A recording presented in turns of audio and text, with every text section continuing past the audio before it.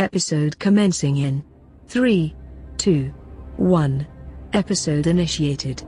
We're having a Technicolor Bat Attack this week as we chill out and plant up on a Joel Schumacher dark nightmare of a film in this week's Cosmic Batman and Robin. This is your GM Patrick here, your Gotham Museum guard, being frozen in place, and joining me in ice skating uphill to fight off some goons are my 5 Cape Crusaders and Boy Wonders. Across the digital table from me, what bank issued him a credit card that lasts forever? It's Myles playing Rami. Good evening. On my right, a juiced up prisoner ready to banish you to another realm. It's Tyler playing Edrass. Perfect Bane. To his left, turn 3, she better super cool it before she's ready to blow. It's Rebecca playing Alyndra. Hello. To my left, he's suspicious of the snack, so he's wearing rubber lips. It's Drew playing Gnak Feldspar. Cool out. And finally, to his left, for some reason, also, here's Alicia Silverstone. It's Gibert as Andis 148. And I'm here too. Hey, I still have never finished that movie. I guess Batman probably wins, right? I mean, it is no mostly good. There is so much weirdness in that movie. You forget that Alicia Silverstone plays Alfred's niece. Yes. I have grown to love that movie. There is a scene in which Batman is decoding something, and there's a keyboard that if you freeze frame on the keyboard, it is not any known keyboard combination.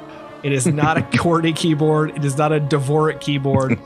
It's a Batman keyboard. It literally says across it, TBS movies, because they knew that it was going to eventually air on TBS, so they could use that as part of the promo for it.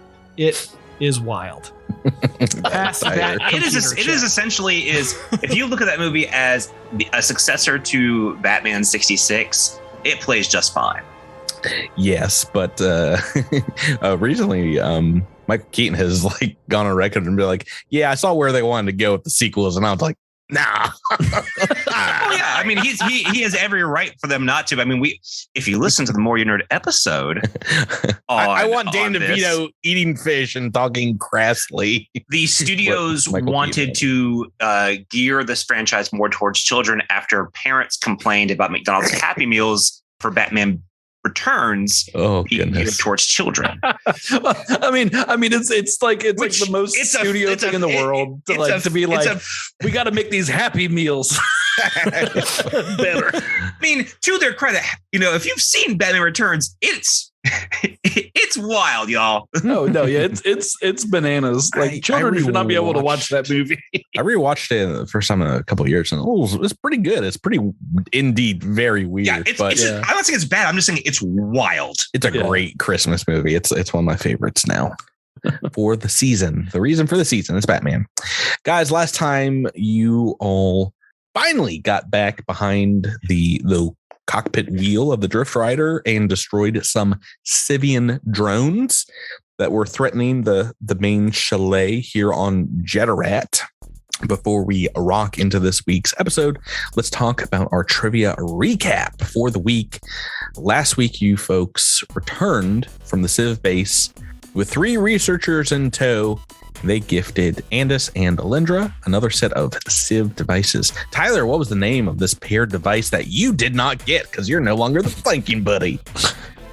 In belt of entanglement belt. I'm looking for a combination of belt and entanglement. Oh no! I'm gonna go with entanglement belt. That's correct. Yeah. Drew, at the chalet, you were accosted by a pernicious reporter from Absalom Station News Channel 1. What was the name of that human reporter? She was also in your special episode. Yeah. So this has got to be easy for you. You've met her literally twice. Podcast. Ooh, gonna need a final answer, Drew. Oh no. The names of the little people don't concern Gnak. Pretty much. If you're a little person or a clone, man, she's gonna be recurring. Dude, Gnak went from being an underworld guy to deserving to be on an episode of Horrible Bosses, right? All right, final answer, Drew. or Horrible Bosses is a show. It's a movie. Whatever. Incorrect. The answer was Lyta Lantrell. Oh, it was the LL. Like Lois Lane. Lyta Lantrell. Myles, you guys were debriefed by Mrs. Knotts of the resort, and she gave you some info about a new Sivv tower that had sprouted up to the north, and suddenly 2 drones attacked the mountainside from that direction. As pilot, what was your first push action you performed in the Drift Rider? I think I just sped up, didn't I? You did. There's a name for it, though. Oh, burn? Ooh. You're looking for full power. Oh, full power. All I know is I sped up. Indeed. As combat raged on, Alyndra, Edrass, and Andis all took turns on the various guns. 4 crits were rolled this Starship combat. On which gun did Rebecca roll a natural 20? Gibert. Oh boy. We've already got a couple wrong answers, so it's not like right. It's not a huge It's deal. just for fun recap. Yeah. Oh man, I'll give you a hint. Not the Ripper. There's 2 right answers. Right, because that's true. Wait, what did you do it on both of them? She did on 2 weapons. Oh my goodness. I guess it was the Force Blaster. Was that the one? She did not on the Force Blaster. Oh no, I picked the wrong one. God, that one, yeah. Heavy laser net or persistent particle beam. I see. Finally, after returning to a grateful crowd of onlookers, you met Mr. Handswackle, who welcomed you to your luxury rooms. My question for you, Rebecca, is what's your favorite dish to eat out while at a restaurant? Ooh. I've got the answer here, so we're looking for something very specific. When I'm not on a diet, my answer would be nachos. Oh, like a dirty nachos, like everything on top, or like any nachos, but less meat. I'm not huge into meat, but a lot of cheese. That's the main thing. I want cheese and chips. A lot of cheese, a lot of jalapenos. Didn't we get nachos when it was just you, me, Patrick, and Krista at PAX at that seafood place? Very, very possible. I think I love nachos. Was not there for that, but yes, you were. At the seafood place? No. Yeah, we ate at that seafood place where Rebecca wasn't there. I think it was just you, me, and I don't think I was there. Krista. But if you're talking about the place, you went to another dinner with some other podcast folks without me. Maybe that. Anyway, the answer I was looking for, Rebecca, of course, was an entire gallon jug of baked beans. But baked beans can be on nachos, so that's pretty close. Baked beans out? Ew. No. I don't think so. Dude, don't make us recap the debate where I was like, if anybody brings baked beans to my barbecue, it means you hate me. I remember that. I'm imagining like a big old Rubbermaid full of baked beans. Oh God. Oh God. You really hate me. I'm going to tell Krista you love baked beans and she's going to believe me. Oh no. No boon, no curse this week. I'm going to save what these would have been for a future episode. This week's episode starts with you guys very well rested after maybe 2 or 3 days of R&R here at the New Horizons Resort. Fully leveled up. HP and SP and RP all restored to max. And you've had fabricators working night and day, maybe making you some new gear, maybe purchasing some things from like the stores and what have you. And yeah, preparing you all to enter perhaps another Sivvian base to the north where these drones perhaps launched from. In this interim, Gnak and Rami fought a ball that may or may not have fit in a basket. Because I shoved it in it. In a wastebasket, who had a cryptic warning for them both about the path you guys are following. Definitely nothing to read in there. And yeah, we're starting this episode, you guys getting together, getting ready to get back on the Drift Rider and head north with Cattywampus, saying, all right, we're going to go out. And if you go and explore again, you got to play nice with your friends. No more getting confused and punching Edrass in the face, okay? In fairness, he started it. I'll go back and look at the definitely did not. The big man with the hammer was the cause of all my pain. You got to be the bigger android and just end it. It's true. Well, we'll see. I give a squint over it over at Edrass. So you guys have made it through one whole set of ruins, and now that was like an underground base research base. Does anybody have any theories? This is want to remark on what you might find at this next tower, this spiraling tower? Could it be some sort of overwatch, like maybe a vantage point from which someone who is trying to control the, I don't know, bases? Perhaps a communications array. Yeah, you can share those theories as Miss Knots will, meet you outside. Doesn't know the word array. Why won't you know the word array? I haven't learned it yet. It hasn't come up yet. It's a communication. He put it on his character sheet. Zone, like place, like a thing with some things around it. Like that's good. Anders doesn't know array, and Edrass doesn't know communications. So together, we will know the entire word. Maybe. Ms. Knots meets you as you're getting ready to board the Drift Rider again, and Chief Xenoarchaeologist Tala, the Quarlu, is at her side. She says, "A Drift Rider crew, our scans of that structure the team here is calling the spiraling tower have proved mostly fruitless. We have located that there is indeed a signal being transmitted from within over all of our frequencies. It's making comms a little tricky. It is interfering with some of our satellite signals. So indeed, shutting it down will be top priority. But if there are any other things there that can harm visitors to the resort or hurt our research teams, we would ask that you neutralize that as well." Can you identify what the signal is transmitting? Have you decoded anything with the interception? We cannot. No. It is beyond our computers. It is definitely encoded, but beyond our computer's capabilities. Tala speaks up and is like, "Well, of course, if there's something of scientific value, please don't destroy it unless you have to." And she'll flash a stony glance at Gnak and the rest of you. Hey, don't look at me. I take everything. Well, it's true, he does. We had 2 Kasathans, and then all of a sudden we had 1. So, look.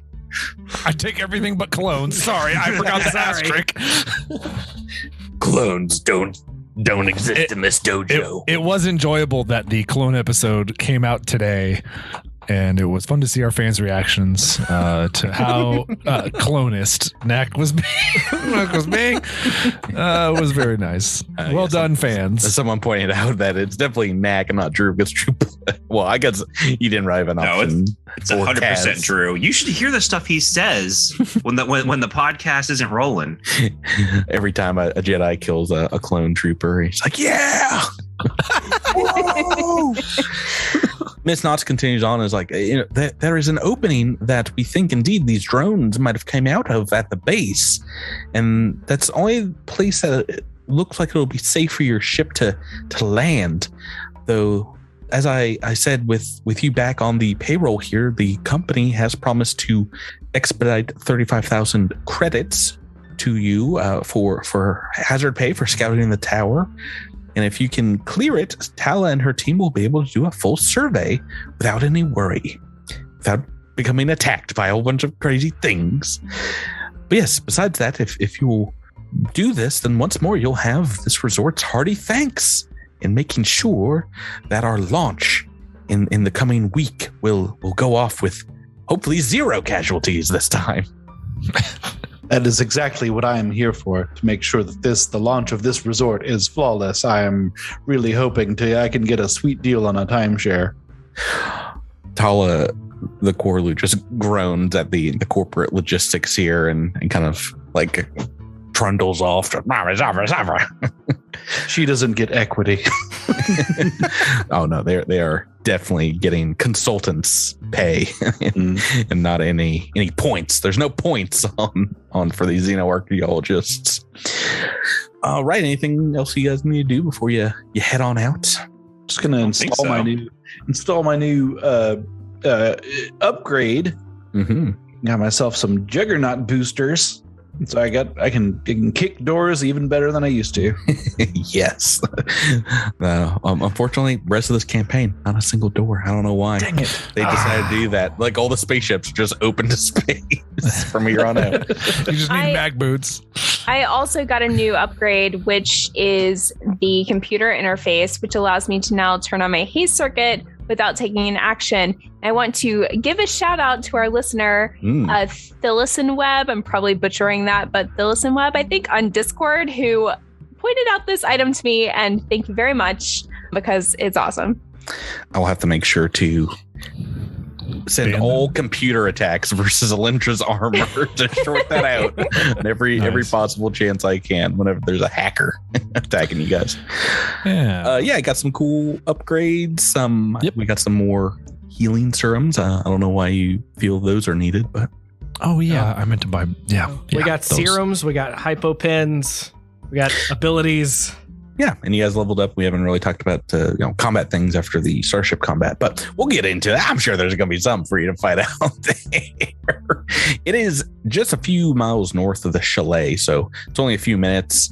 You do pass by what looks like a small weather station near the summit of one of the mountains, and a bit further on, you can see the downed remains of the news shuttle that was destroyed during the drone attack. No survivors there, but you took care of those drones, so there were no other people's lives lost that day. And you can do a quick scan of the tower here and look around. Indeed, looks like there is a docking bay with its doors open at the base of the tower that could accommodate the Drift Rider. The building is about 250 feet tall, and it looks like there is a wide exterior spiral ramp around its exterior, maybe with a small guardrail.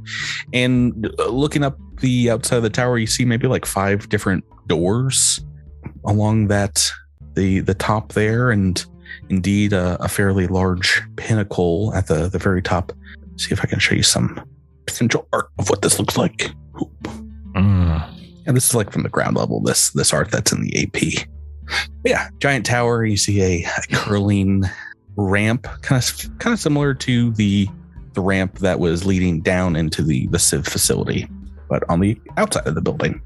This looks like something that Krang would give to Shredder to attack New York City. I was gonna say it looks like a screw, right? And I guess that makes sense because it rose out of the ground, right? Yeah, it was definitely hidden before. You guys, it says you have to start at the bottom because you've got your ship with you, but you've got a goblin co-pilot here. So if you want to just hover, and you could start at the top or midway through, wherever you want to go here. What do you guys think? Are our sensors on the Drift Rider any better than the sensors at the chalet? Yeah, I mean, there's definitely power to this building. You're getting scans of indeed some power inside. I think maybe in the bay down below, you can see like some lights on are there at least. So nothing in the way of like, I don't know, life signs or anything like that. What about clone signs? Oh my, you got a heavy clone sign right now. Oh boy. Just wait till the entire Drift Rider crew is cloned. I just get to roll your guys' attacks against each other. That's going to be a fight for the ages. I mean, Dross is good starting from the bottom. I don't think Dross has any preference for what door we go in through. Gnak knows that we're going to end up having to clear this whole place out. The fact that we've been asked to clear the whole place out makes him so happy because he gets to open every door and go in every nook and cranny of this place. Oh, you're going to find that bathroom. If it's there, you're going to find it. And we may as well just start from the bottom and head to the top. Cool. Alrighty, let me take us to another map. Myles, do you want to jump off the Drift Rider onto the top of the tire? I kind of did. You guys can take it to a vote if you want. But I mean, or we could start from the top and go to the bottom. Right, because I feel like the biggest pains in our keysters are going to be at the top, right? So if we clear that out first, and then we kind of sashay on down. I mean, you're assuming the door at the top is unlocked. Rami's got a good point vis-a-vis keister pains, so yeah. I don't know. Okay, let's do top. I'm convinced. I know, Rami, I know Plus, you just want to do... How cool we all look. I know you want to do the superhero landing, but we're going to add that in with special effects anyway. We are the special effects. Do we know where in the tower the signal was coming from, even vaguely? Is it in the middle? Is it at the top? Is it in the bottom? Or we have no idea? Well, it looks like there's a domed top. You don't see an entrance to, but there's a large, like the highest door that you can see looks to be frosted over windows. It looks like an observation tower, or segment of the tower at the very top, and that is indeed way to the north, or to the top of the tower is the tippy top door. There's 4 others below it besides the door to the bay. I mean, might as well cut to the chase, right? Yeah, let's do it. All right, describe how cool we look coming down. Well, this will be the one time that the author was like, I knew they would do this. I'm putting the signal in the basement. The signal was literally broadcasting from the front door at the very bottom level. It's that green light coming out the art. Yeah, there's all kinds of challenges. Actually, I think it says in the AP, like, don't let your players do this. But I'm like, I'm a rebel GM. I don't know if you guys. What does it actually say? Don't let your players do this. Yeah, but I've read through obviously this entire book, and there's no reason really not to. So there is a reason not. I mean, there's a very good reason to like not do the entire tower later on. So I will be cautioning you to do that. But like I said, for right now, if you want to jump off the drift rider to this platform, it's a pretty big platform. There's a chance that you can miss. I mean, there's always a chance. If you have a fly skill, obviously that will be negated completely. Does anybody not have the capability to fly? I can only fly in like extreme circumstances. I have jump jets. in like combat circumstances, or basically, I was actually just reading about this because it's like, I mean, technically, I can't gain evolution points unless I'm in combat, and so. But you're pretty good at the old athletics, right? Yeah. Yes. Let's see. You can get a 10-foot running start off of the ramp. Maybe heading down from the drift rider, and cling. Yeah, I don't think it's like frosted over or anything. So let's see. It's a fairly easy check here to jump off. Does anybody besides Gibert? Oh yeah, you've got plus 23. You've nailed it. Okay. Looks like we're getting ready for Andis 149. His final words were, For no reason, I have the falling damage rules like at my beck and call right now, and you guys can fall from outer space and survive at this point. Like all the traps you've faced so far this season have been worse than falling from terminal velocity. Yeah, because it's Pathfinder is so much more brutal. It caps at 20d6 for fall damage. Whatever.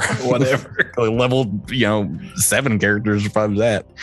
Right? Does everyone else have the capability to fly or teleport or what have you? Yeah. Yep. I'm gonna have to jump.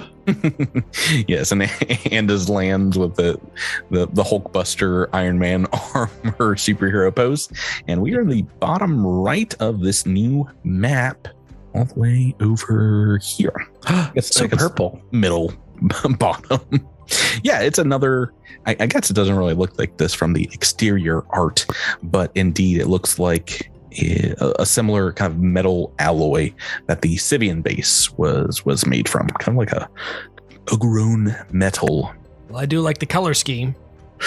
Yeah, the top of this tower you can tell is fairly small. Like, let's see, the platform here is just 40 feet across.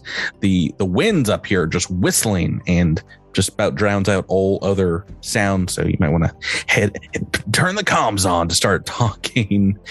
There are no walls or railing here. So if you had indeed fell off here, it's a, pretty steep drop. You would be taking 20d6 damage getting to the bottom. Yeah, up above in what looks like an enclosed structure, you see a large dual-pronged silver antenna with some very fine filaments woven in, looks like an intricate web between the prongs raising out from a metal box. And yeah, there's a single door on your level in front of you. Does that look like a transmitter to anybody else? Just. I mean, if it is, it's not like a regular radar dish, regular satellite communications device. I'll take a look. Beep bop, beep bop, beep bop. So it looks like to get up there, you'll have to find another entrance. I mean, you can kind of see through some frosted glass, I think, but the door looks in front of you. It looks like it moves into another room of some sort. Let's see. In the door? Yeah, I think you have to put some muscle into it. I don't see any. Oh, I've got muscle. I can help with that. Well, if only someone could kick it open. I see. Well. No. As you go, I mean, there's like a small panel that you can go to open the door here. And it whirs and squeals, perhaps with age, but as it starts to part open, you can see a bunch of junk piled against it, and that just kind of falls out in front of you. Metal crates, broken equipment, and in between there, kind of held up against all that, what looks like mummified corpses that's kind of spill onto the platform in front of you. They don't look humanoid-ish, but they are oddly familiar to some. I want to make a life science check. Sure. A 31. Yep. So I think you had some psychic visions of these things being tortured. These are mummified from the cold bantrid corpses, the small roller ball creatures from the Leovaran moon of Hib. Hold on, isn't that what we saw mummified in the previous place we were in? Yeah, there's one in, I think, one of the pods I described. The magical third pod that definitely did have treasure in it, but I forgot all about it. Let me open up the chamber here and show you. Oop, what else is here? Anytime now. Here we go. Boom, boom. Right, so as the door opens, you can push past these equipments that seem to be piled up against it from the inside. You see a circular chamber with transparent aluminum walls or some kind of transparent metal overlooking the surrounding landscape, the mountainside here. On the north side of the room, northeast side or west side, is a treadmill workstation that faces a computer setup equipped with an impressive triple monitor display. There's a bulky silver machine covered in radio frequency dials standing on the west of the workstation, and a circular skylight built into the ceiling immediately north of the door here offers a glimpse of this rooftop station above. Oops. Did I disappear you? Oop.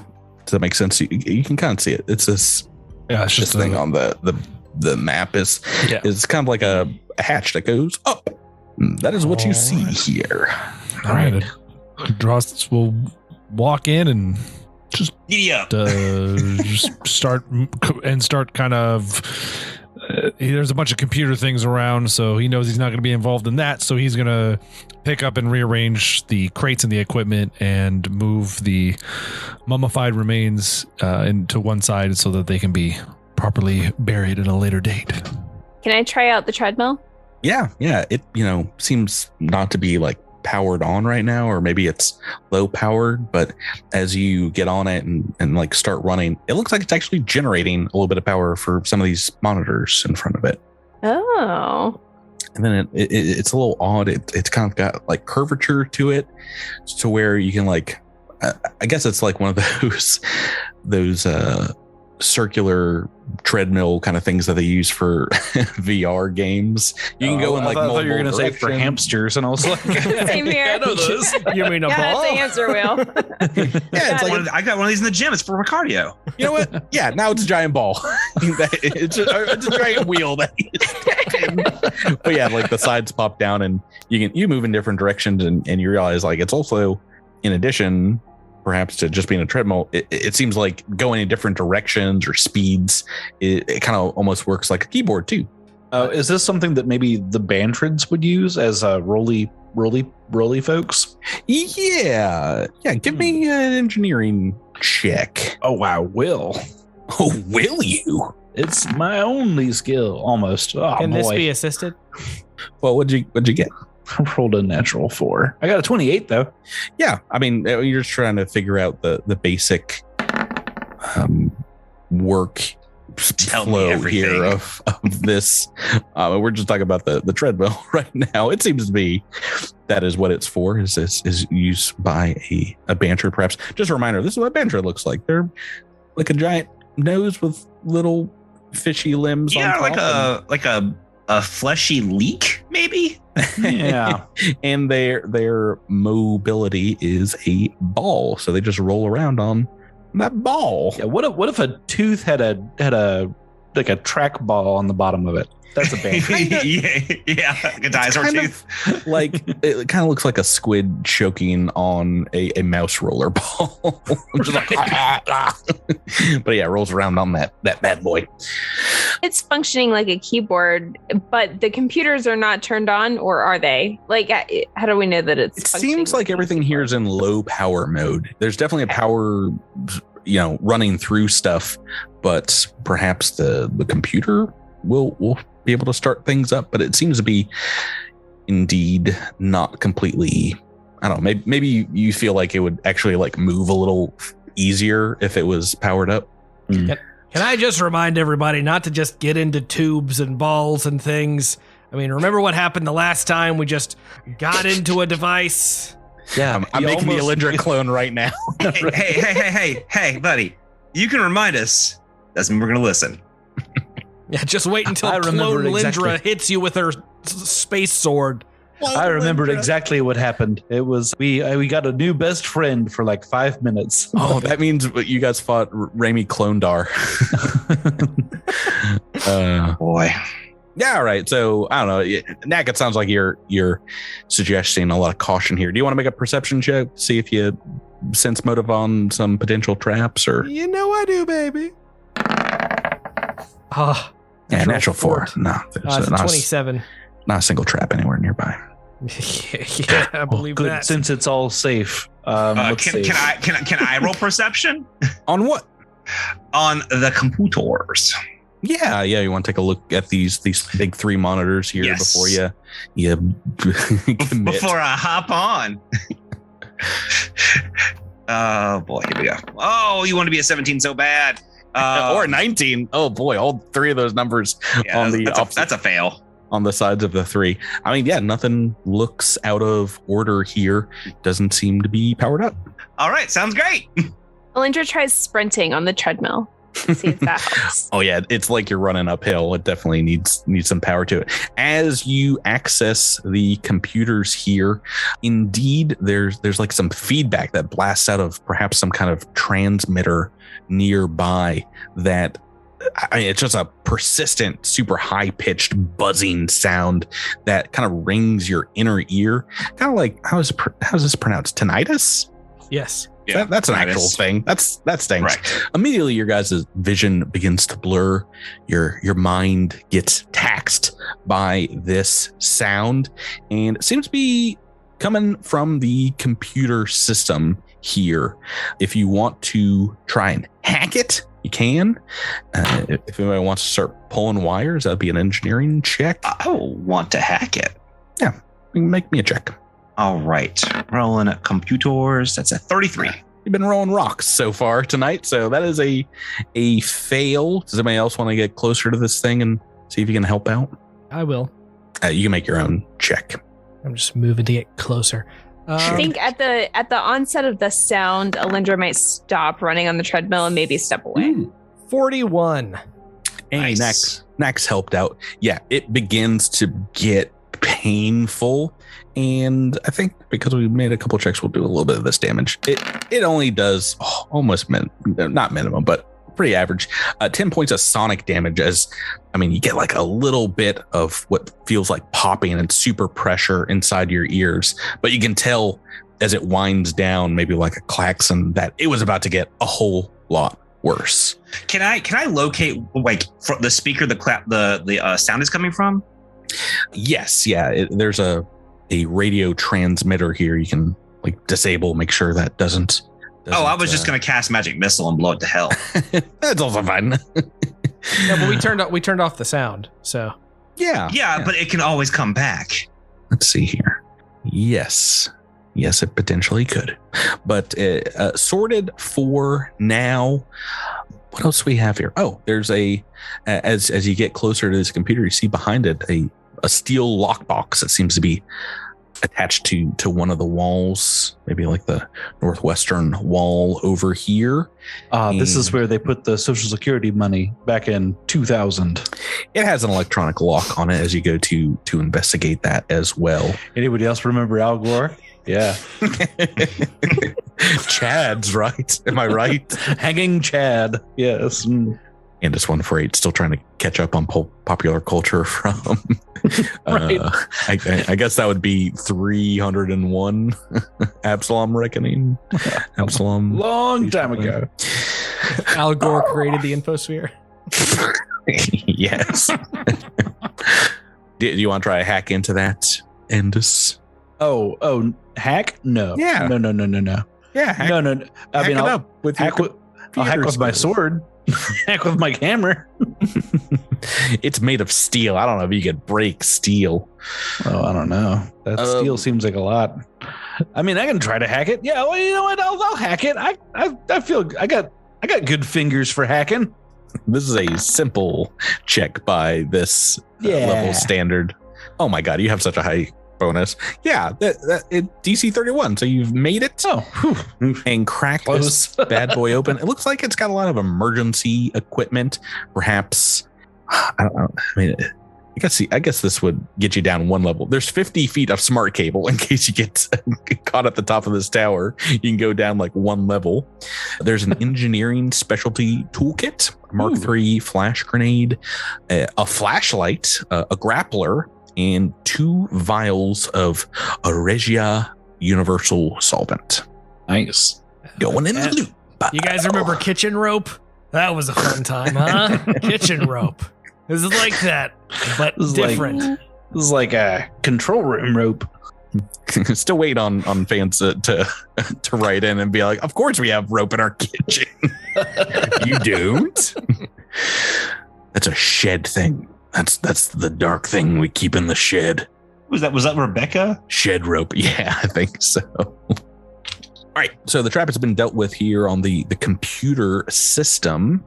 And yeah, you can also make another hack check here to access this computer. And if you guys want to work together, you can. I think a couple people can potentially aid in gaining access to this computer. Gnak looks over at Rami and says, "You want to do this one this time?" Like a little friendly ribbing. You know, I'm just gonna help. Okay. I'll attempt to aid. I think we've already got 2 potential aids here. I was about to say, Andis automatically aids. Do you want to take his spot? Just like, move over, kiddo. I think Gnak naturally aids as well. Yeah, it's very simple. Yeah, Myles, make another check. And the entanglement belt only provides the +4 when I'm aiding the other person with the belt, right? Correct. Yeah. Okay, 34 + 4, 38 is going to be enough to figure out, indeed, this computer system seems to control the spiraling tower's electrical mainframe, as well as broadcasting equipment and quantum communications antenna. The Ansible. And each of these is in a different module of this computer, which I think means another role for potentially each of these. Which do you want to work on? One of these over the other? I think the broadcasting equipment is one of our priorities. Yeah, I agree with Drew there. Let's look into the broadcasting. Yeah, make me one more check, and we'll have a +4 for pooters. Yeah, all right, let's poot away. Not that I needed it. Natural 47. Finally, something that isn't below 10. That's close to root access. DC rolls. That is give me everything. I'm hacking the mainframe. I want dental records. Mom, you got this thing's Gibson, baby. Get the camera, Mom. that is, enough to break into this module. And as you get into it, it immediately seems to have a video file that begins playing, perhaps the last file created on it. And as it plays, you see a bantrid in front of a camera, furiously typing at a keypad, their wheel spinning frantically on the treadmill desk. And they turn to face the screen and speaks in a grim voice saying, I am Ofie, blood of the unending cycle. If you're hearing these words, my kindred, know that you all fought bravely. Still, we cannot overcome them. Even now, the Sivvs are preparing to flood the tower with a deadly feedback. It will reach you soon, but no, you're not going to die in vain. I used the security codes the Sivvs foolishly gave me to sabotage their planetary reactor. They're going to die here with us. But our hope will not die here, for look up. Look to the stars. You see that rising star in the eastern sky. Hundreds of our kindred lie there within the Worldseed, and they're going to fly to freedom. I am uploading the data sequence now. And so they can take control. What is that noise? No! The video cuts off as it screams, and a burst of static ends transmission, and then it repeats a few seconds later. I am Ofie, bond of the unending cycle. If you can hear my words, my kindred, know that you are all fought bravely. Please, someone stop me from doing this voice. I turned it off. I kind of need to hear this a second time now. Potentially a third. I have seen this episode of Futurama where they go to the Willy Wonka factory. It's very good. Yeah, that is indeed what the video plays out for you. A bantrid talking about some kind of important passcode. You guys have heard this term before, the Worldseed, from the data that you gained from the Sivvian Research Center. That and an ark of some sort. So the bantrids were fighting the Sivvs. Looks like Ofie here got taken out by the thing that we disarmed. But is this technology Sivv or is it bantrid? Why not both?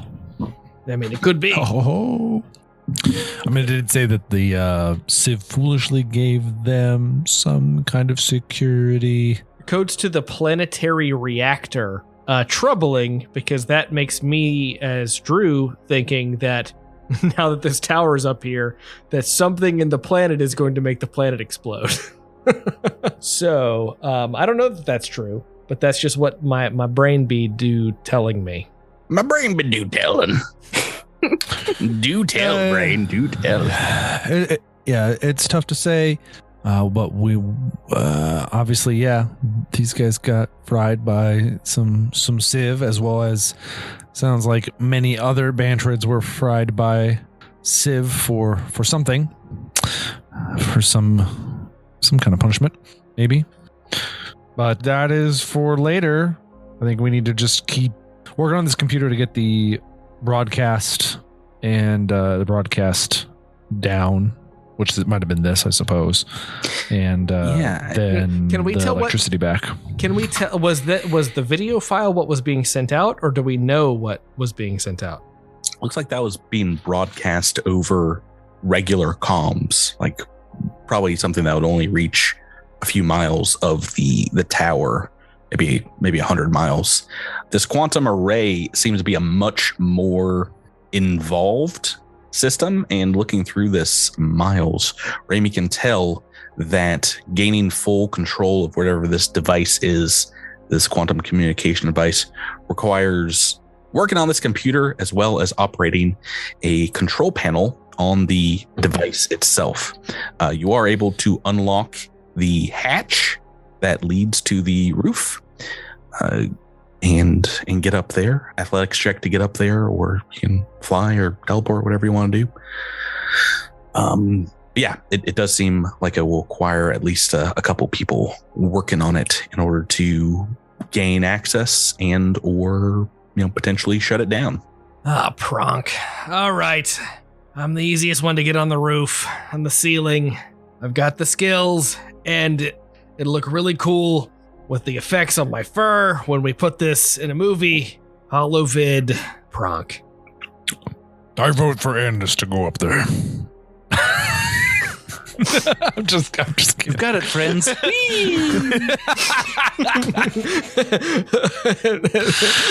And then every time Gnak wants to play the reluctant hero, I'm just like, and somebody else. Do we have any volunteers? Anyone? Literally anyone else. I mean, yeah, I think Andis would scramble up there shouting shotgun and make me an athletics check. Try and climb up. Scribble scramble. 28. I'll roll over a 10 one day. I was about to say that is not enough, I think, to get up there. Let's just double check that. There's like no handhold or nothing. Yeah, and I have to have EP to get my climb speeds. It's like I have like so many different. I can burrow if I need to, but I have to have EP. I have to be in combat. Either these you found my hard counter, Patrick, which is not being in combat. Either these bantrid mummies have like a ghost or something we can fight. Just anything to get some EP on this dude. Exactly. Hey, somebody come and kick me. Yes. I mean, technically, you failed this by 5 or more, and you do fall for all of 1d6 points of damage. It's about 15 feet up. 6 points of damage. I'm just rolling. Oh, this is going to be the death of you. Do you want to try again, or do you want to let someone else go up? Or I'm going to let somebody else go to this time. I can defy gravity. Mm-hmm. But do you have the checks for what you're going to need to do once you're up there? No. Yeah, it's going to be computers or engineering when we get up there. Can I carry you up there? Can I boost Gnak up there? I have a jetpack. I'm fine. First off, why are we not just sitting down? Why was Gnak being why was he being so whiny about climbing up? I can also teleport up there. I'm so sorry I caused this. I'm so sorry. Why, Tyler? Yeah, first of all, I'm going to take a serum of healing. First of all, you don't know necessarily if there's a computer up there to even work with. It could be something else entirely, like engineering or some other skill that we haven't mentioned yet. But yeah, do you want to head up there yourself, Gnak? I've opened up the map to the pinnacle level. There's an engineering specialty kit that we got out of that thing. Mm-hmm. Let me get that first. Okay. Boop. Flying on up. Good call. Let me give you a brief description of a C7, this room. The pinnacle's top, now you can see through the top here, indeed tapers to a platform that seems 40 feet across and is completely that part I think might be there might be some parts that are open because wind can get through here, but it is you see this huge dual pronged antenna in front of you. The box on the side that looks like a control panel has got some like ice over its exterior paneling. This 3 sides of it are this thick, transparent shielding, and the unprotected side, you see a complex array of circuits and switches and buttons. Indeed, some kind of non-computer interface with it. Pronk, I knew this was going to be the case. All right, get that radio down. All right, I'm going to have to do some rewiring up here, so just, Well, do you have a computer yourself? No, I don't. I should get one of those. Should have gotten one of those. Oops. Then, make me an engineering check. All right. So does this engineering kit provide me any bonus to this check? I believe a +4. I'll double check. Why don't you make me a roll? Any chance I could just take 20 on this? Yeah, I mean, if you want to take the maximum amount of time and this kit is only a +2. If you want to take the maximum amount of time, what is your bonus? +17. I mean, it would be some time. Do you want to just radio down that you're gonna be a while before you can make head nor tail blade of this? How long you been saving that one? Can I roll engineering and then take 20 if the check fails? Yeah, why don't you make me a roll? So maybe you got a +2. So yeah, +19 in total. It's only a 21.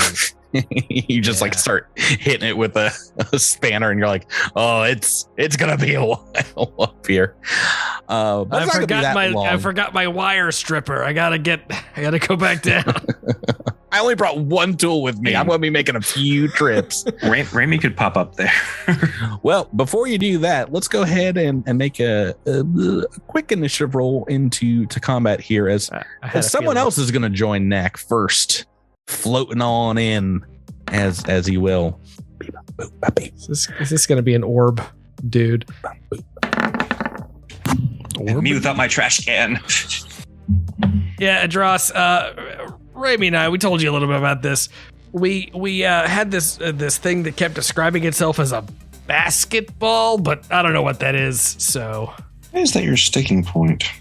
Right, floating above you as you're going at this engineering kit, you hear like a as what looks like. Let me just blow this art up so you can see it. What the frog is this? It's like a giant floating mass of star stuff that just is gonna form like a little bloody hook nearby here. Quantum slime. Oh, it's a sludge, all right, but it is indeed just floating in the air about maybe 15 feet above you. And what are we doing first? Let me roll initiative too. We'll see if it gets the drop on a neck. Feldspar. Drew has rolled a 19 in total, and you see this thing flitting in front of you. We're going to do a surprise round here with a Gnak and this thing. Give me a move or standard action you want to do here, Drew. What the proc are you, Hooky? Buddy. Buddy? Hook? Oh, you think that hook's so cool? Well, it's not. Ha! Gotcha. Bluff check. Bluff check? Got him. Or a clever feint. Oh, boy. That's a 27 plus expertise, so that's gonna be a oh man. You can save that expertise. Why are all my dice rolling twice? You stare into the abyss trying to bluff it, and it stares back at you. It does not seem to have any discernible effect, but there's nothing to discern here. It's just a giant floating cloud of star stuff. Then I'm just gonna shoot it, because I can do that as part of improved clever feint. Ooh, blast it away. Not with a 4, I'm not. Oh, we've had a host of very, very bad rolls here. You actually rolled bluff twice, and they're both threes. So every dice I roll is like my expertise rolled twice too. I don't exactly know why, but but they were both in different D20 instances that were threes, and that was a 4 to hit. So that is a miss. Okay. We're gonna go with a standard action for this thing and start off with eating Gnak. Just fun abilities, just fun things. I guess I'm positioning myself in a good place to make a melee attack, so it is instead going to summon up some magic in and around you. This is a large space. I'm gonna draw it on the map. Knew I should have sent Andis. I'll be right there, friend. Give him a boost, they say. No, I'll just use my jetpack. What am I thinking? Terrible color. Okay, here's an orange box. You weird slime, you can't kill me. I've got too much merchandise. Go ahead, Drew. The studio will never let me die. A column of looks like dangerous space material from cosmic rays to bits of hyper heated kind of star stuff begins to rain down on your square. Oh, there's no save for this. Burning stars and chunks of frozen cosmic comets here blast in this area, the southern side of the top of the tower. Everything around you turns to difficult terrain, and this thick swirling cloud of space matter makes the area around you black as night. Wow, including dark vision and vision-based senses. So immediately you lose sight of this thing. And so it overtakes dark vision. Ooh. Yeah, okay.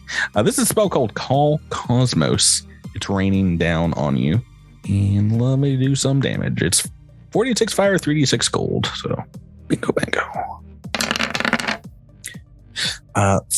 13 fire, 10 cold. So if I have a thermal capacitor, does that affect both of those or just one of those? That's a great question. First one, then the other.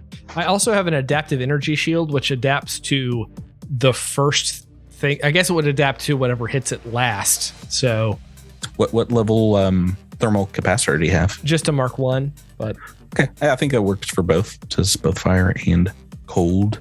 Does your adaptive capacitor do more? The adaptive it has to set the first round, so it sets to whatever hits it. Honestly, if it's going to hit me with both each time, because it resets every time a different element hits. It doesn't matter because it's not additive anyway. So if it's is it?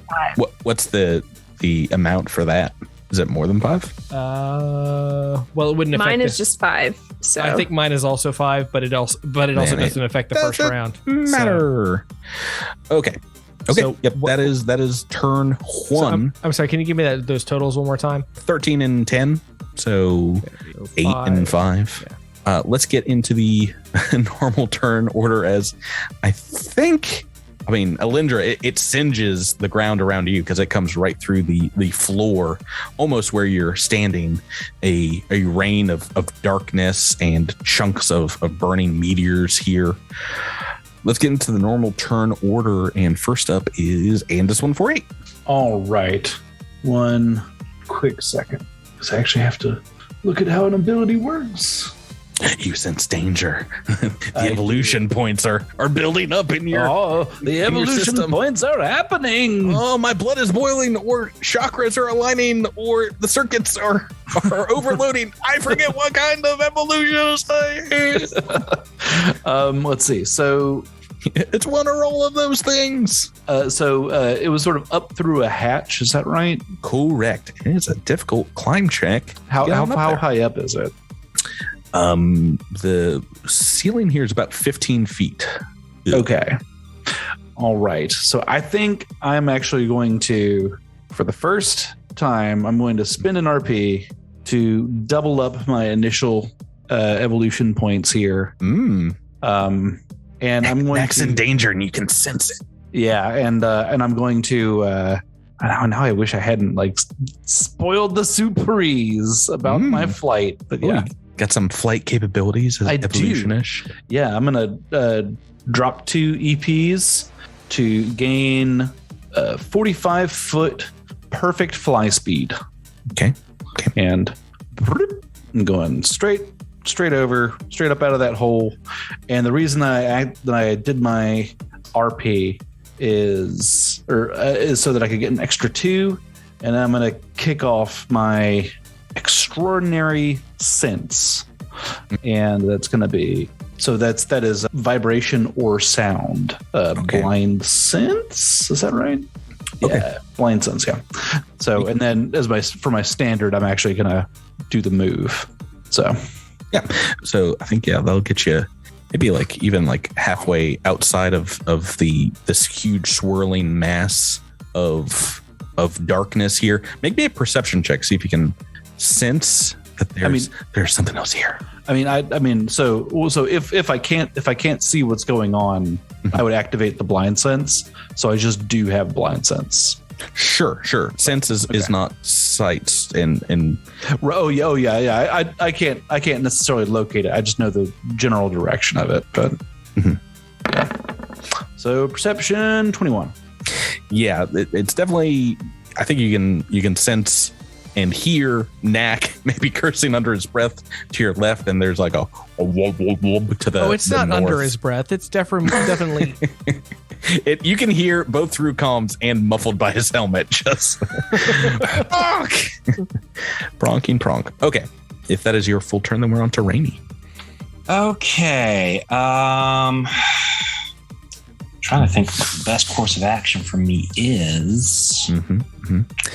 You can do teleport pretty far with a quick one, right? I can do flash teleport, yeah.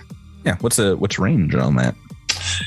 Flash teleport, I will tell you in just a second. 30 feet. So that would probably just get you to the very top of the hole. Maybe get you to the lip of the portal between these two floors. But it would get you up there because it's 15 feet up and you're about 20 feet away. All right. Yeah, I'll do that. All right. Put you in a magical darkness up there. And there's all kinds of rocks and junk around. Do you want to take another move after this? Try and move about, or you want to do something else? So is the darkness not just a spell on Gnak? It's a spell on the area. Yeah, the entire area is obscured beyond 5 feet to basically all vision-based senses. Okay. Though not blind senses like Andis just activated. Rami is gonna scooch behind Andis, which should put him outside of the range of that spell, correct? Yeah, I mean, still peering through it, at this point, you don't see anything. Do you want to keep moving around the exterior of this floor? That's about 15 feet of movement, as one of those was difficult terrain. I might pop in like another 5 feet, because that way I should be able to peer at it through a diagonal, I believe. You gotta move a little further than that. All right, here. I think you gotta move. I think you gotta move your full 6 p.m. to about 3 p.m. on the clock dial of this circular floor, and that'll. Can he see me? Maybe. Who knows? Maybe it has the ability to sense through this thing that it casts, but that will get you at least, if you go one more square north, the ability to take a peek at this thing if you want to make a life science check. Yeah, sure. That's a 35. Okay. And I think that is exactly what you need for one piece of information about the quantum slime. I can tell you it is an ooze. Mm-hmm. What would you like to know about it? I would like to know its weaknesses. Nothing in the way of weaknesses. Do you want a defensive capability that might be apropos to you? Yes. Oh, it's got spell resistance. Oh, you know it does. Spell resistance 26. Oh man. Yeah. Well, welcome to the boss fight of this tower that you guys fast tracked to. Alyndra, Vallis, we're on to you. You're at the very base of the hole, leading up. Yeah, just because I can, I'm going to turn on my haste circuit. I'm not sure it's going to help me right now, but might in the future. You get a boost to speed, don't you? Or is it? I do, by 30 feet. Oh, my goodness. Yeah, never not. So I am going to use my Defy Gravity. I'm entering Photon Attunement, and I'm using Defy Gravity to jump up there. I don't know what kind of forethought I have, but can I use my Defy Gravity move to get right next to the slime, or no, because I can't see it from the ground floor? Make me a perception check. It's a 27. I think you can tell it's to the north. How much movement do you have? So with my haste, I normally have 40, so that would be 70. That it will be enough to, well, I think you can move up there. It's about 15 feet above the ground, though. Sorry, it would actually be 80 because Defy Gravity, I get an extra 10 feet of movement. Yeah, that might be enough to like just jump up above the smoke screen and try to come down on it. But you have to end your movement on the ground. Yes. Okay, so I mean, you might take a D6 points of fall damage, but you can get up next to it and try to make some kind of attack. All right, I do that. Is it not still floating 15 feet in the air? It is. Oh, it is? Yes, it has but Solarian powers. But I can Jedi, like, solar weapon at it while I'm in the air, right? At least before a single attack, yeah. Yeah. Nice. All right, so single attack at it. Oh, yeah, that's a natural 20. It doesn't take place. It's an ooze. I'm so sorry. It does nothing? Oh, it doesn't get crits. No crits. Sorry, no shout outs. Lame. And regular damage is still so what a waste. So much damage. I one of these days we should do a crit bit where it's just me ranting about creatures that are immune to crits and how that is I think we've done that before. That is toxic for the game as a whole. It's just such a violation of the contract with the player, you know? Yeah. Anyways, you can buy fortification. Like that does 60, and that's stupid too. Fortification. That's dumb too. The moment that he revealed it was an ooze, it's like, oh, so this is going to be a not fun fight. All right. It does 63 damage. God, so much. Just normally, you know. Yeah, I mean, you slice into this thing with the Solarian blade, and max damage. 3 points damage. You fall to the ground at the end of your turn. Gnak, we're back to you in the miasma, the darkness here. What would you like to do? All right, so this obscures dark vision, night vision, everything like that. You can basically see 5 foot in front of you. You see the panel that you were working on and the base of the array, but everything else around there is a swirling kind of tempest of dark space matter around you. Okay. So like a darkness spell. I have a question that I hope is not an abuse of the rules. And it is. What's up? Gnak has a jetpack. Can he fly straight up until he can see anything? Or does he not know that he can do that? Why don't you make a mysticism check for me? Pronkin mysticism, come on. Is that like the one skill you don't have like 800 ranks in? I actually, at the level up, added a bunch of as much mysticism as I could afford. It's only 4 ranks. I only have +7, but you know, let's see what happens. Not 0. It's a 17. You're not really sure. Yeah. Do you want to try it? Yeah. Let's do it. Jetpack. I think you get to the ceiling here and it seems to be magically coming through that. Maybe you get to like a slit to where some wind is whipping through this chamber. But yes, that is it. It's up to the top here. At the top? I thought this was on the roof. I think I've messed up the description, but I'm okay. I'm going to keep some kind of exterior structure here because, I mean, I guess you could have just landed on the top of this thing and broke the and tried to land the drift rider and break the thing on top. Oh, I didn't. There's got to be some kind of protective structure. I didn't realize there was a ceiling to this outfit. I'm glad you discovered it because my turn was going to be Edrass going outside the structure, flying straight up, and landing somewhere else on top. Glad to know that's not an option to not waste all our time. Can I? Yeah, GM. Now there's my acetylene torch. Now that I know there's a dome on top of this, can I change my action because of information the GM didn't give me? No, but you can, continue your movement. It's only about, 20 feet up above. I'm thinking like some kind of, open slatted, barn-like structure, at least to keep shield wind or something. Snow and major snow drifts off the top. All right. So yeah, how much movement do you have with your fly speed? That's a great question that I need to answer. Because, you're going about 30 feet straight up of movement. I think it's 30 feet.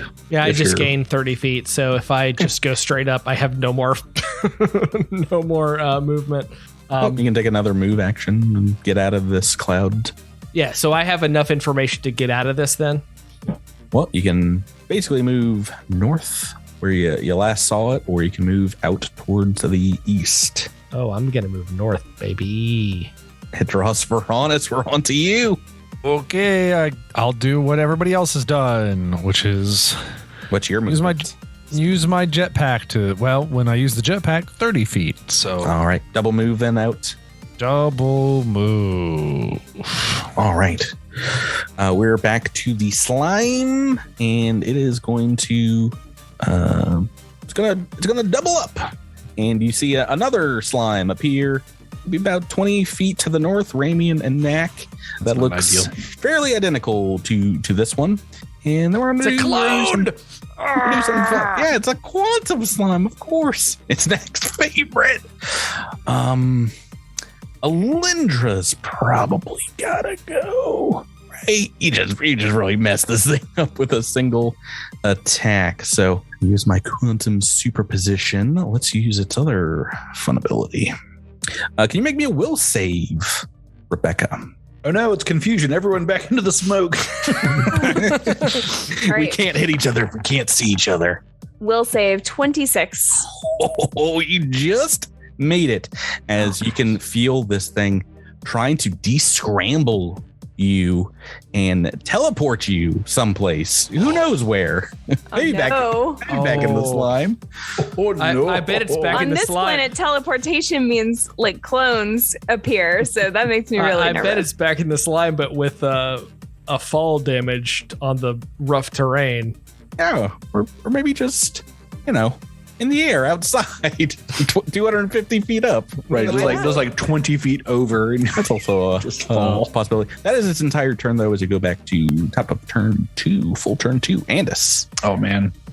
I did that. You see one over here now. Enemy. I did that to an enemy one time in Pathfinder. I was a wizard, and I just I just grabbed him and I teleported up in the air and just dropped him. It was...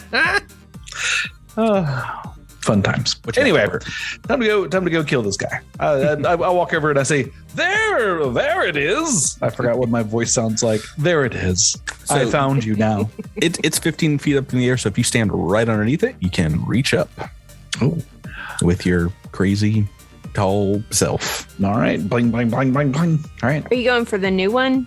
Yeah. I come around this little corner here and I see that one and I say, oh God, there's 2. Look out. And I'm going to swing for the fences. A 31 to hit. Okay. Let's see here. I think that is going to be enough, but I think this thing is going to use its crazy trickery to just flit out of existence again, right? That's what this whole superposition does. Yeah, I figured it's something like, based on the description, just like it collapses back down to the one thing. So it's like, it was in both places at one time, but I went and observed it at that place and I collapsed its position back down to one spot. Yeah. So it those of you that could see it do this, it seemed to like shimmer for a second and then just bloop, there's 2 of them that are kind of moving in like in unison, quantumly aligned, if you will. But as you go up and strike this one, it disappears. Boop. Well, perfect, because he's not the only one who's entangled. Rami Quantumly entanglement.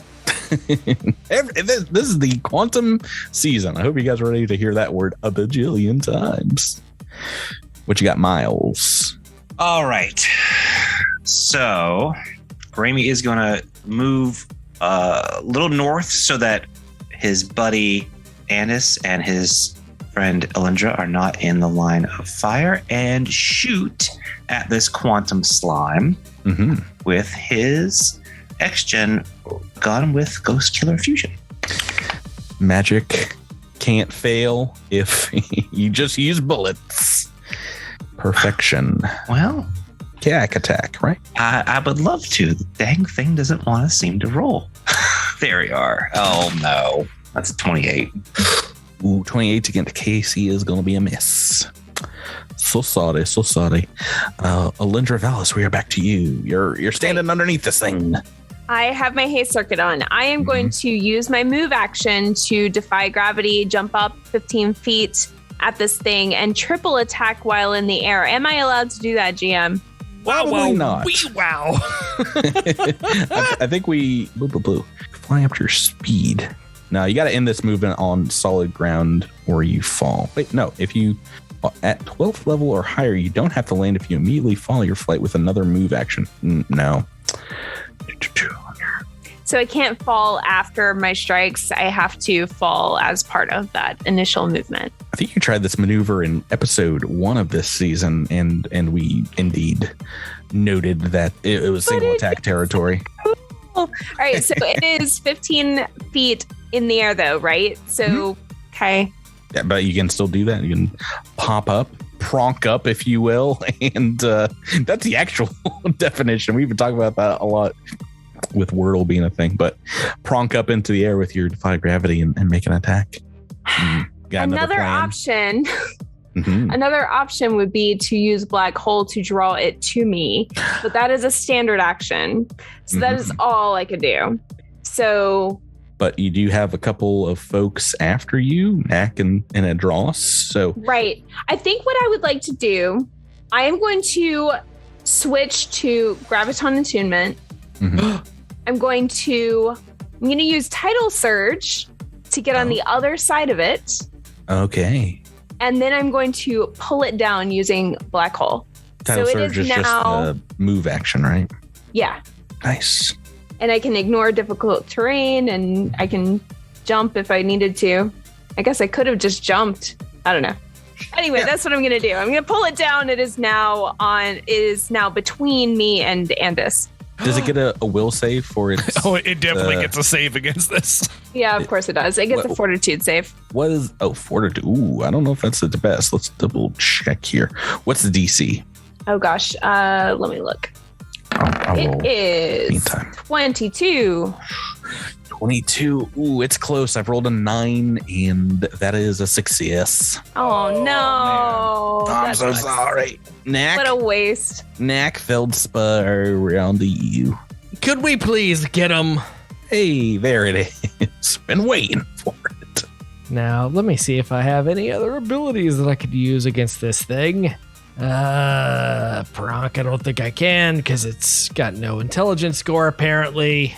Just realized I have the protective fur feat that gives me a +2 circumstance bonus to cold and heat dangers, but I don't think that counts to cold and heat damage. It does not, and is not relevant. Yeah. What you got? Standard. Good effort. I'm just gonna shoot this thing, which is blast away. Toot toot kaboom! Yes, I'm the NBA Jam guy and not the sound effect. Can you tell the difference, listening audience? No, I defy you. No. Yeah, that is a big old miss as we go to Edrass. Save the party, Edrass. Patrick, so do I know what direction this thing is? Since I was kind of last out of the hole. Oh, yeah, you're still in the darkness. Wait, why are you still in the darkness? Did it take you? No, you could have double moved out of. Oh, I thought it took a double move just to get to the top. You had 30 foot of 30. movement? No, that'd be enough to get at least by Andis. Well, make me a perception check when you get up there for last turn. Some retconning. Yep. Oh, I never roll perception. Wow, I had to roll an 18 just to get that. Yeah, 20. Oh boy. You and me, bud. You and me. I know. Yeah, you moved out the Andis side. You're like behind Andis now. All right. Like, oh wait, it's over there. I could have sworn I heard another one. Okay, cool. That Andis was attacking. Cool. Can you move me? Because I don't have control over that token. Can you move me next to the creature? You don't have control of the Edrass token? That seems like an important one. Oh, wait, never mind. I do.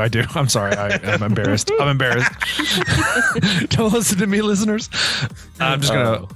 I can charge while using a jetpack, right? I mean, it just gives you a move speed, so I think you can do it. Yeah, I think that's fine. Yeah. Okay, I'm going to charge Can you charge through my space is the question. Yes, I can. Okay. Now he can, right? Yes, I took a feat at this last level that lets me charge through one ally's. Oh, nice. You're like jumping off his shoulder, and this is a fastball special if I've ever seen it. Right off Andis' shoulder into this thing. Yeah. Obviously, the dice will reflect that. Yeah. Oh, obviously. So I'm going to attack twice at the end of this charge as per Blitz soldier abilities. I don't like that. I don't want anyone making more than one attack against my sweet baby ooze. 4 on the dice. Why would I expect any different from my life? You know what? You know what? I wish there wasn't a wall on a ceiling so I could throw this character off the roof. I'm sorry. The character or I thought you were going to say the Spear of Fates. Yeah, this is definitely the Spear of Fates, the weapon that is cursed that you continue to wield. Natural one. Natural one. Yeah, if you threw a dross off the thing, I'd just go ahead and catch you and just slowly drift down to the ground with you. I don't. You, my friend. Yay! We get to pick a card. I'm so happy. A fan fumble, crit fail. Oh yeah. Why would I want to hold on to my weapon? I know there's plenty of throw. I know there's plenty of throw weapons across the room in the fan fumble. Let's do that. And now the walls disappear and it goes off into the. Yeah. Let me stab Gnak or something because it slips out of my hand. Please, Patrick. Here's one we haven't heard from a while. It's submitted by JJJ. Oh, good. I think we actually have had this maybe in season 2. It's called "You Wouldn't Like Me When I'm ... Your ineffectual attack has left you angry." It actually said ineffectual attacks, which it presaged that you would fail twice. It was meant to be. Make me a will save right now. DC 24, Tyler. Can I voluntarily fail? No, you made it. I want my level reroll. This is actually one you kind of want to fail. If you fail it, you become berserk for 2d4 rounds and get a bonus to melee attacks, but a -4 to both armor classes.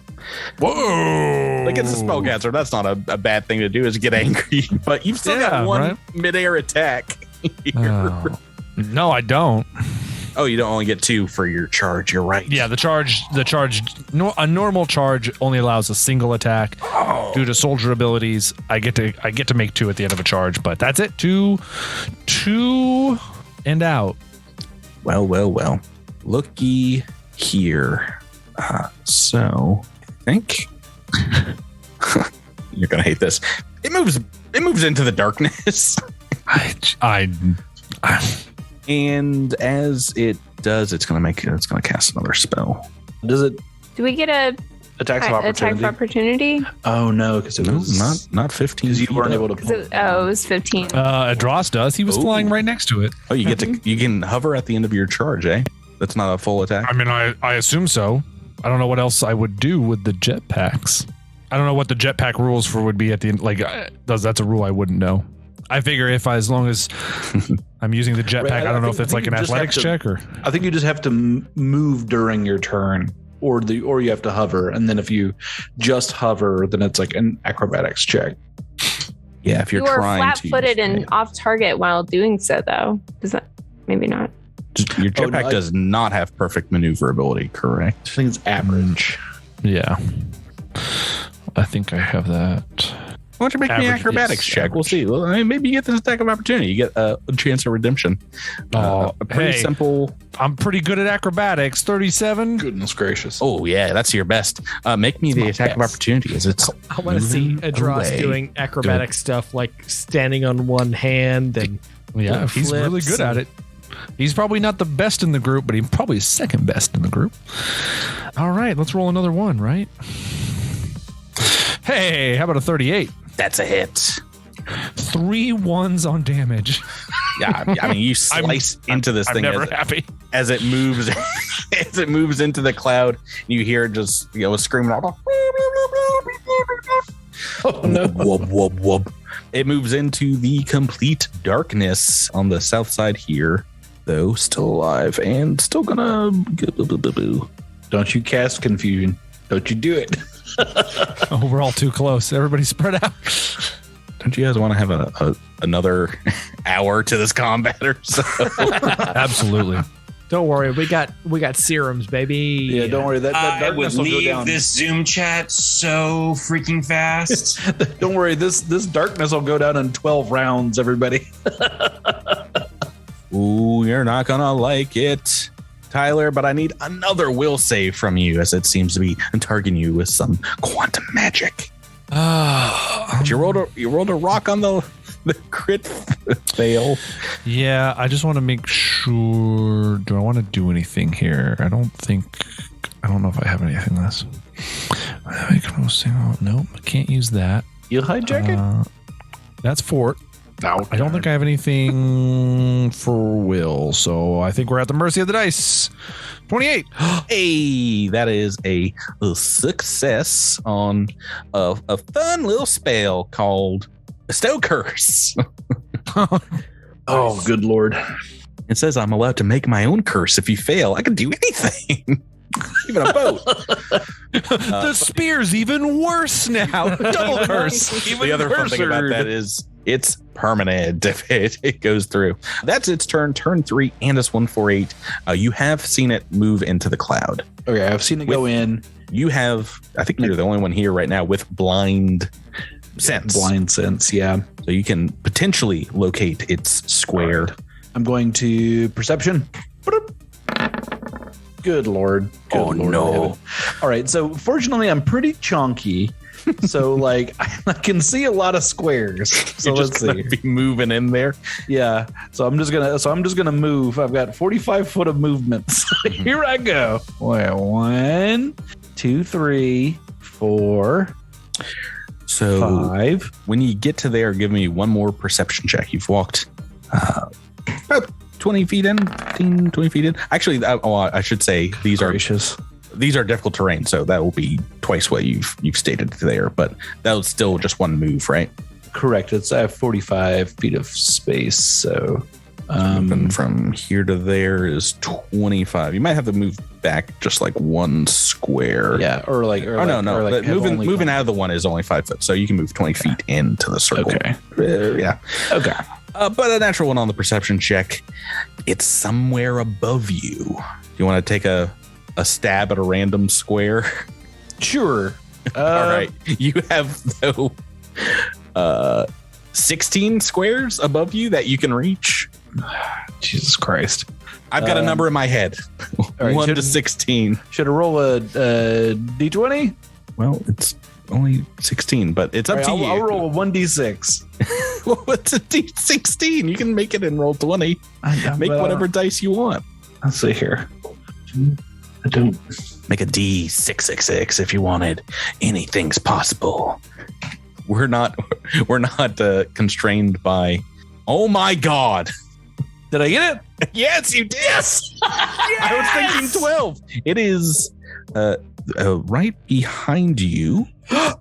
There you are. But I should say you can only really confirm this if you potentially hit. Right. Yeah. It right. is. I've got a. I'm just guessing at this point. Here we go. There's a 50% mischance, but you can make your attack roll. 30 to hit. Make me that 50% mischance. So many. There's only like 8 rolls to be able to hit this thing. Oh no! Oh no! Oh my God! But you're pretty sure you can tell people it's in a square above you, right here. Right. Okay. I thought I got away scot-free. I was like, oh yeah, of course it has blind sight, so it should have cast this on itself. Yeah. I mean, does blind sight work with Call Cosmos? It is vibrational, so yes. Very, very specifically, Call Cosmos says anything visual, it oppresses. Rami Quinn-Darr, we're on to you. All right. So Rami is going to cast. Oh God! Please don't say it. Dispel magic. No, son of a the cloud. Thank you. Yes. I was like, oh, there's only one thing that's going to make this a very short combat. No, I'm not the only one that needs to be clapping right now. We all need to be clapping. I was right there with you. I'm a happy individual. Patrick, it's already 11 o'clock at night. It's not a short. And I am going to echo my friend's. My very dear friend Gnak, as Remy snaps his fingers to get rid of the cloud and looks at his friends and says, "Get him." I think you need to roll. So let's. It's DC 11 plus its caster level. Not going to be an easy one. All right. So what do I roll? It is just D20 plus your spell caster level, but your caster level. So D20 plus 14 against it. So, 14. Boy, 23. Oh boy, it might be worth a. It might be worth. I'll re-roll it. Re-roll. Oh, hang on. Use your real dice. I was about to say it's on Norse Foundry. It's on Norsey Riri. Cosmic crit re-roll And our second Norsey Horsey is what we call it. Second of this level so far. What? I can confirm now that you've already rolled it and say you're going to reuse your reroll. 9 on the dice is a fail. Yeah.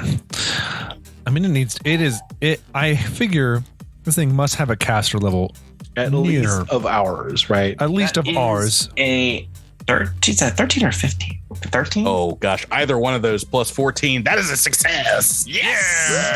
No. So as I was saying, Rami snaps his fingers, looks to his friends, and echoes his good friend Gnak and says, "Get him." Okay, let me get rid of these boxes here. It very much shows up as the cosmic eddy dies down here and like dust settles on it. It's like, oh no.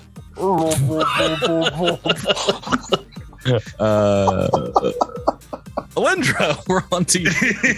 All right, so I can now, indeed. I can now see this thing, right? Yep. And it is still 15 feet up in the air. Yeah. That remains a problem for me. I think it's actually at the ceiling now. It's at 20 feet. Okay. Can I use Tidal Surge to jump at it and hit it? I guess teleport up in the air. Well, no. Tidal Surge is just you move and I can jump with a +4 bonus. Alternatively, I mean, I guess my question is, can I do that and get my triple attack, or do I I mean, if not, then I might as well just use Defy Gravity and just hit once. I think it's a fly situation unless you have a super high vertical jump. I don't even know if we've done one that high. Yeah, so Tidal Surge gives me, if I jump with athletics as part of my movement, then I jump as though with a running start of 10 feet and with a +4 bonus to the jump. But in any case, if I can't triple attack at the end of that, then there's no point. I'll just use Defy Gravity. So I will slashy. Yeah, I'll fly up at it and hit it one time with my I'm going back to Photon Attunement, by the way. Okay. Oh no, that's a natural 1. You guys, your flying acrobatics don't work. Join me. Official critical fail deck or the Cosmic Crittermander one. That one was very nice by JJJ that Tyler got. I'll do official. Okay. I was about to say, I need to, I was not ready for that at all. Oh, they're up here on top of my shelf. I've just knocked over. Patrick just swiped everything off his desk, being like, all right, you want official? We're going to get official. Wasn't ready for it. I guided Tyler down the path to the fan fumble deck. I was like, you sure you don't want a fan fumble? Okay. I've got that. But I did just knock everything on my desk. It was in a little tray, and now it doesn't look good. Now it is not. Now it is on the floor and in the blooper reel. Boy, this is called My Spleeny Bits. This is the fumble deck, right? Yes. My Spleeny Bits. You take half weapon damage and move one step down the Constitution poison track. No. Not good. 24 points of slashing damage to yourself, but you've got some slashing resistance. Oh, Spleeny Bits. Hold on. Half damage though, right? Oh, that is half damage. Okay. Half your damage. Yeah, that's what you get for rolling. But yeah, I do get 14 slashing resistance. So but yeah, one step down the Constitution track, -2 to con rolls, fortitude rolls. And that's going to be, I'm sorry. And you fall 20 feet for 6 damage. Gnak Feldspar, we're back to you. Well, wait, so what does the Constitution thing do? You are, I believe, enfeebled on the Constitution track, and it's a -2 basically to all Constitution-based rolls. Oh, fun. Okay. Gnak is going to, of course, say, get him, but knowing that it cannot be hit with a clever feint, just attack with a laser pistol. It's a 35 to hit. Oh, that's a hit. For a whopping 14 points of damage.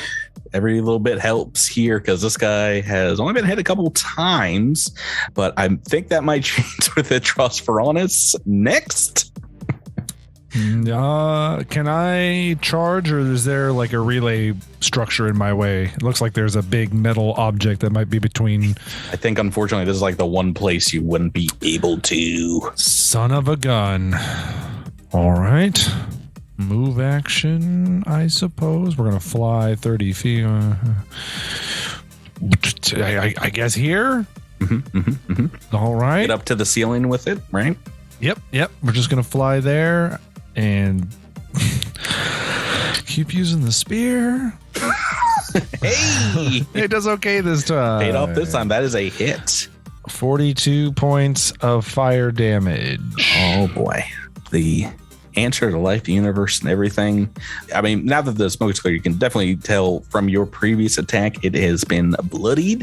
It is not looking too good here as we continue on to its turn. Its turn. Oh, goodness gracious. And you're still up next to it. Ooh. Oh, do you want me to roll acrobatics? I think if you're not charging out, I don't know if I know how to make that, but I mean, your bonus is plus what? 26, I want to say. Yeah. I don't think you can fail the hover check unless it's in now. Like, I guess you have some windy conditions up here the way I've described it. I don't think you're going to be able to fail that here. Okay. Anyway, it's got this thing on it. I've not used it yet. It's Tendril Attack, where this amorphous blob of space material is going to form a very sharp spike. Let's go ahead and make that. Let's do we want to do attacks? No, it's going to double up for its move action. It's going to make another buddy right behind you, Edrass. Superposition itself in two places at once and make this a single attack. So I wasn't feeling super confident about the dice roll. And what is your EAC?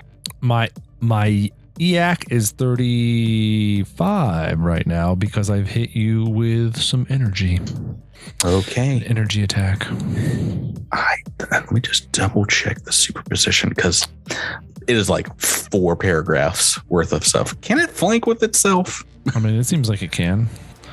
I think it should be able to. Right.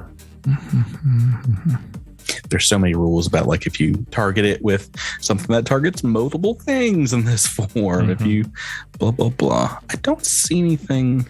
Well, it can attack other subjects. You know what? I'm going to allow it just because I don't think it's going to do that devastating amount of damage. We are looking at some electricity and fire damage. So you've got some resistances there coming your way. Okay. So yes, I'm declaring that the flank goes through, and that is just a hit. Okay. 44 points of electricity and fire damage. So 22 of each. Nice. You can soak up a little bit of that, right? Yeah, I just got this new upgrade, plasma paint. And so that allows me, when I get hit, to soak up some electrical damage, and it takes that damage and diverts it into any kind of electric damage my weapon may do. So nice there, but we'll still be taking the quite a bit. Andis 148, we are back to you. At the start of my third turn, my jets begin to sputter and and I descend to the ground and land on the ground. Okay. But I can still reach the ceiling because I'm very tall and I have a big hammer. 10 foot reach. I think you're the only one that can. Yeah. So I make 3 attacks. Oh no. With get a natural 20. Oh, natural 20. Yes. Well, not that it matters because it's got crit immunity. Oh, that's right. Yeah. 47 points of damage is enough to squash this bug. Oh. And this quantum slime flits out of existence, and its Quantum Clone does the same a few seconds later, like it was hit by another hammer. And you're out of combat as it psychically screams into your mind. To be continued. We don't even get a satisfying conclusion to this episode. It's just a scream. Alyndra switches off her haste circuit. She feels very disappointed in herself and her performance. And his pats you on the back and says that you did a really good job, and he's very proud of you. Well, how about that critical hit that did 60 points of damage on a single blow? That was kind of sucky. I think you should really rethink that wasn't all of so your. bad. The rest of the fight was pretty awful. Well, I tried to do cool things, and I wasn't allowed to. Before we wrap up here, Myles, maybe make me a system check, or anybody wants to, and we'll see what's to come next week. Oh no! Don't let Myles make that check. Myles and Amanda's got the exact same roll, and but the difference is that Rami rolled a natural 1, and I rolled an 8. Never mind. We'll figure it out next week. That's gonna be it. 23 on the misses. This is Anders and Rami just giving each other a high five. Real question here: do I get like a save or something against this con poison, or no? I don't think so. It didn't say one. Just like a permanent thing that I have to deal with now. We might be able to like treat it as like a treat condition or treat. It's poison, or something. We'll figure it out the start of next week. That's going to do it for us tonight. Guys, thanks for playing with me. Thank you, Patrick. Thank you. Listeners, thanks for listening. Thank you for your collective energy, making sure the Spear Fates will roll at least one critical fail every combat. We couldn't do it without you guys. We need your psychic energy helping out. And we'll catch you next time on Cosmic Crit. Hey. Yay. Night. See you next week. Bye.